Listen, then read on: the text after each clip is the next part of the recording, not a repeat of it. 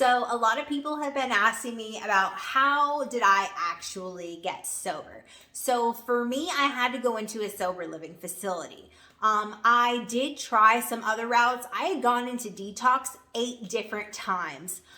The problem was that every time I got out of detox, which was this between 7 and 28-day program, what would happen is I would get out of detox and I would be like, okay, I'm cured. Now I can just use like everybody else. And then a couple days later, I'm withdrawing from pain pills again, not understanding that if you don't put in, you don't detox.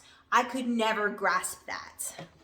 I definitely tried medication assisted treatment. I did go to a methadone clinic for a little while, but my experience was was every other week I was in the counselor's office and he was like, "Are you trying to kill yourself?" And I would be like, "No, why?" And he would be like, "You scored 100 on your drug test again." And I'm like, "Huh, it was a good week, right?" And that was my experience with the methadone clinic, any kind of medication assisted treatment. I am just an all or nothing person. And so it wasn't until I went into a sober living facility that I was able to truly stop using altogether. I could not get any kind of recovery while taking any kind of substance because I will abuse it.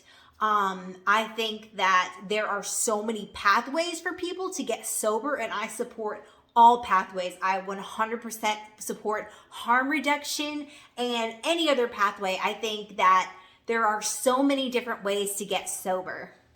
Staying in a sober living facility just happened to be the way that I got sober, and I, worked a program of recovery through that. I needed the accountability. I needed to be drug tested twice a week. I needed somebody to say, you have to have a job and you have to do these chores and you have to do these things. I actually ended up staying at that sober living facility for 3.5 years. Now, I was only in the program for like 1 year, but we had this program for aftercare where I had my own apartment and I was working and I was doing all these things, but I was still getting drug tested twice a week because I needed that accountability.